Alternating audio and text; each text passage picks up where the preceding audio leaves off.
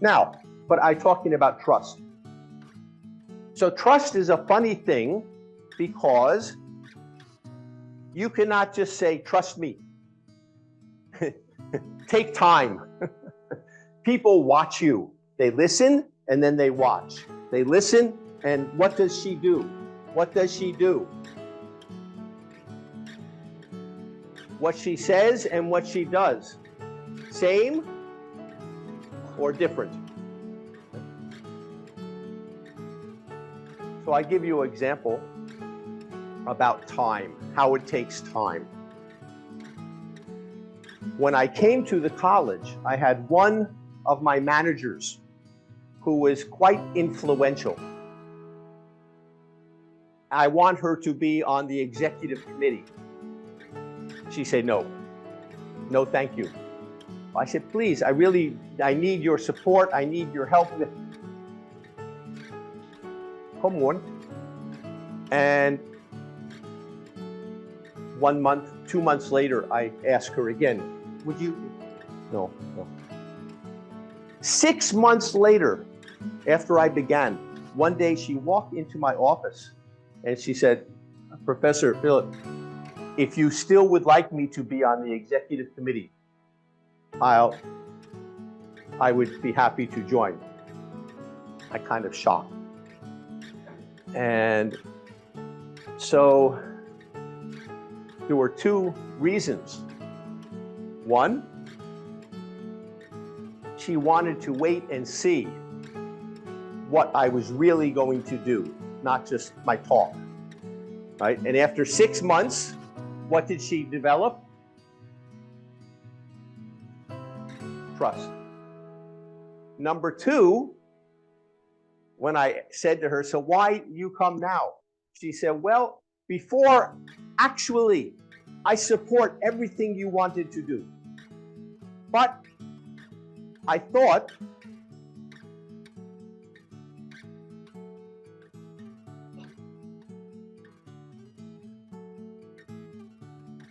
thought that your boss would fire you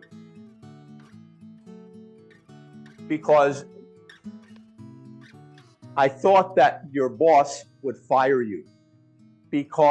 before you came, he hired 2 other people for that position and fired both of them after 1 month or 2 months. So I said, I don't want to get involved and then you're gone. But after 6 months, I think it will carry on. So trust takes time. Very important, but takes time to build trust. Once you can get teachers learning the technology, learning a student assessment, whatever, then you can have the effect on classroom practice, what teachers do in their classrooms. You attend the workshops with the teachers, you can even directly affect the teachers. Okay. And then that's how you will have the effect on students.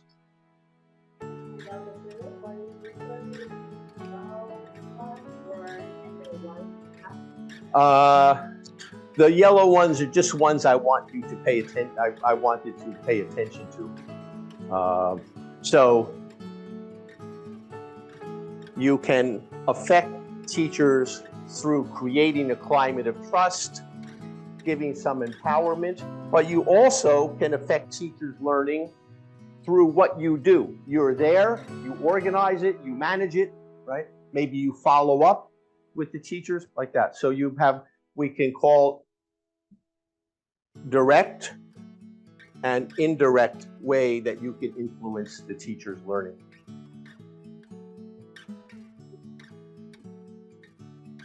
That's my talk for this morning.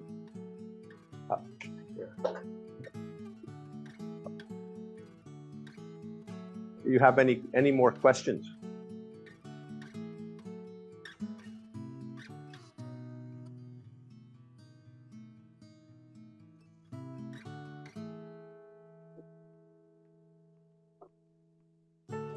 Yeah?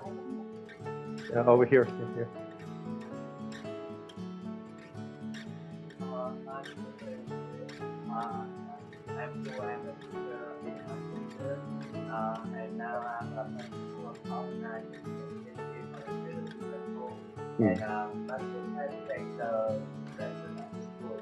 So they have the different because the open university, especially the best of the school they don't fly the new president, they don't use the new principal, they don't use fly new because they think the new principal or the new president he have the maybe they have a different opinion about the money about the about for the teacher in the school. So I don't know the way for the I know one of the reason why from the trust of the teacher in my school because I think the new principal maybe not having my students. So, what is the question? I don't do. What can I do? Yeah, I understand that.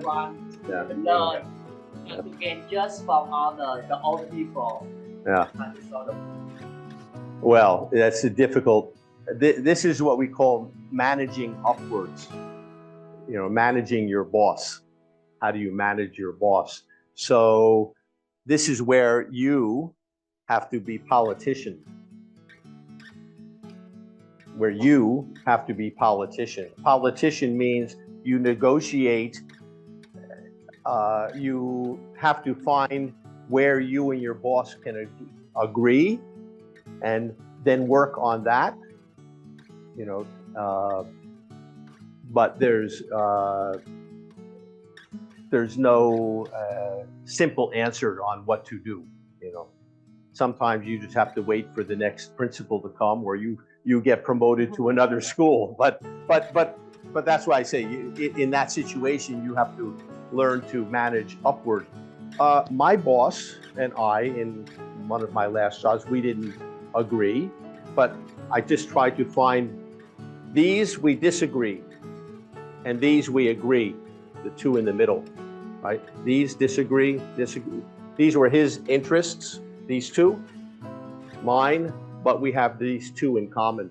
So I try to focus on those two that we have in common.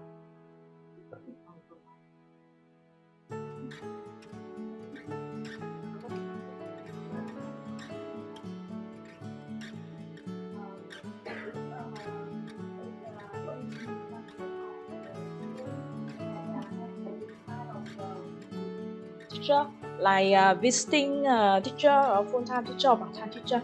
So how can you like principal or dean? How can you build the teacher trust? Yeah, it's my questions. Okay. Thank you. Building teacher trust. First, you have to communicate your two most important tools as a leader are your expectations and your behavior. Your expectations is about what you want to accomplish. This is what I expect from you. So, for example, when I would do my MBWA, walking around, our class is supposed to start what time? 6 o'clock, right? But I see the teachers, quite a few of the teachers don't start until 10 past 6 or 6:15. So I talk to the teachers and I say, you know, the students pay tuition to come here. What are they paying for? They're paying for the learning time in the classroom. And we have limited time. So time is that your time to teach, time to learn is valuable resource. So if you wait to 6:15, oh, but that's when the students come. So I don't want to start, until I have enough students here. I say, I teach also 6 o'clock. You know what time my students come? Almost all of them, 6 o'clock. He said, what? I said, yeah. Well, it must be because you're the director. I said, no. You know why they come at 6 o'clock? Because they know my expectation. I start at 6 o'clock. I tell them I'm going to start at 6 o'clock, and then I start at 6 o'clock. Okay? But you tell them you're going to start at 6 o'clock, and then you wait until 6:15. So what do the students learn? They learn that they don't need to be at your class until 6:15. So they don't come till 6:15. They go get the cup of coffee, and then they come up. But for my class, I say, if he starts at 6, he says he's going to start at 6 o'clock. He starts at 6 o'clock. I can't get my cup of coffee. I go straight to class. Okay? Now, so it's about expectation and behavior. Now, that example is not exactly about trust, but trust is about, are you reliable? Can I believe what you say? Can I believe what you say? And if somebody sees, maybe they don't always agree with you. They don't have to agree with you all the time. Impossible. And your job, by the way, is not to make every teacher happy. That's impossible too. So sometimes people will not agree, right? But if they see that you always follow through on what you say. In Thai, I know you have something like this in Vietnamese, but I forget it now. In Thai, they say ba. Ba is mouth, gap jai, and mouth and heart. Ba gap jai, mouth and heart. Mai prong gan, not go together. If your mouth and your heart don't go together, no trust. Right? If I'm looking at his mouth and his heart, they don't go together. It doesn't mean what he says, then you will not have trust. So trust, you build trust a little bit at a time, day by day by day by day, gradually. Like the example I gave you, 6 months this lady waited, 6 months. And that lady, she agreed with me she agreed with what I was trying to do 100%. Still took 6 months, So some things, they say good wine that you drink, good wine takes time to age. Trust takes time to build.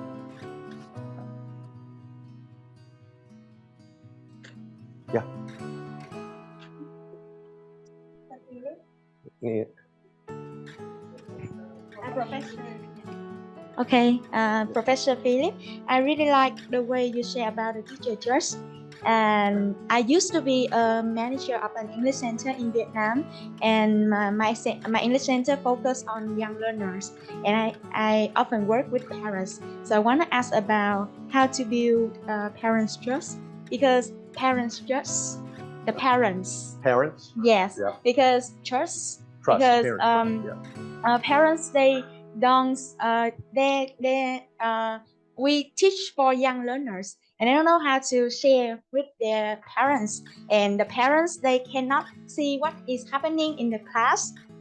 And it's the manager, they don't usually share with the parents just by their kids teachers like that. Okay, so how to build the parents trust, what can I do to involve the parents to my activities? That's my question. I don't have a specific answer to that. I'm sorry. All I can say is that communication is really key with parents. I knew a principal who worked in a very wealthy, very rich district, worldwide headquarters of IBM is in his district. So many of the parents working as big managers for IBM. Like in America, the higher the wealth of the school district, the more the parents want to.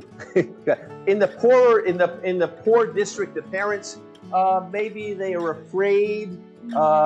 They feel, compared to the teacher, the principal, like this, kind of a new, Yes. But in that kind of district, this will not. I will tell you the story, but it doesn't really directly answer your question. But in this district, this principal, he said, so my parents, they always want to know what's going on, and they kind of suspicious. Yes. So he said, so what I do? He said, I continuously, every week, send out information to the parents. Yes. And I tell them, you are welcome to my office any day. I am in my office at 6 o'clock in the morning before any of you go to work. I am at my office 6 o'clock. You can simply come to my office. I will be there any day. And he always send that out to them. Send that out to them. I am in my office. I'm waiting to talk to you. Happy to talk to you. Please come. Now, why was he in his office at 6 o'clock? He was in his office at 6 o'clock because his home was on the other side of a bridge. Yes. And if he come to work at the normal hour, the traffic will be too terrible. So he come early. So he's going to be there anyway, right? So what he said was that he hardly got any parents coming to see him, but they all believed he was very open because he always saying, please come, talk to me, And so it doesn't mean that if you do that, Yes. the parents are all going to trust. But I think there is a lesson there that if the parents feel that you are open, Yes. that you're not hiding anything, that they're welcome, then then maybe they will trust more. I don't know, Yes. Thank you so much. Yeah. For questions, because I used to be a soft skill teacher for the younger Yes. learners. We also have after a lesson with the children, and we will spend about half hour to discuss with parents. Uh-huh. When they have a time to come to student and come back home, I will discuss with them what exactly students learn today. Yeah. And the way they can apply when they at home. Yeah. And after about 6 months, I will have a lesson. I will invite the parents to into class. Yeah. Half of this I will present a new subject for the next season, and I will invite the student and their parents going to class like a normal class. Yeah. With a game, and they will see, my children, my daughter can play a game with friends and have informal. Right. Yeah. Very, very good. Very good. I go back again to what I said about this.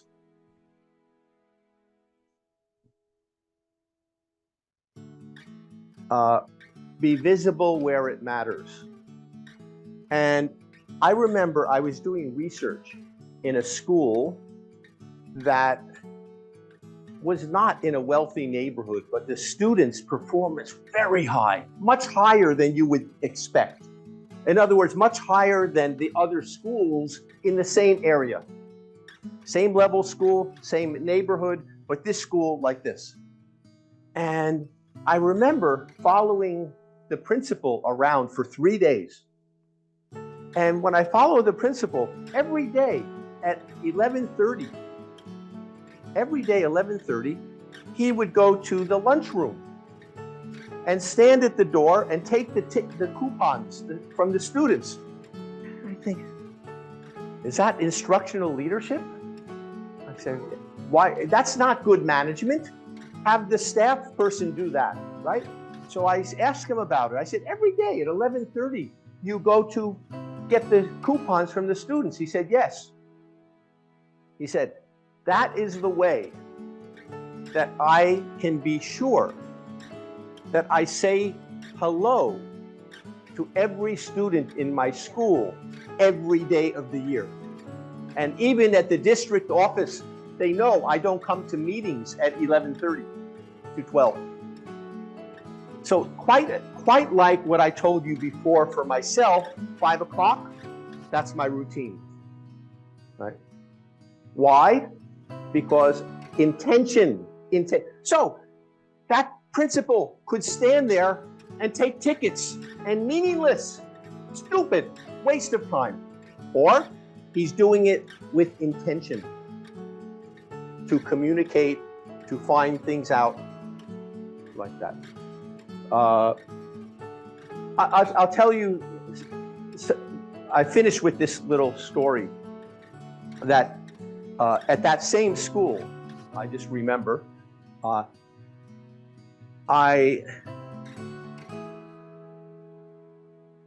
I interviewed the principal, he said, well, I said, what's different at this school? He said, my teachers, I expect them, all of my teachers know they must spend as much time on basic skill learning as is necessary to achieve our goals, our standard.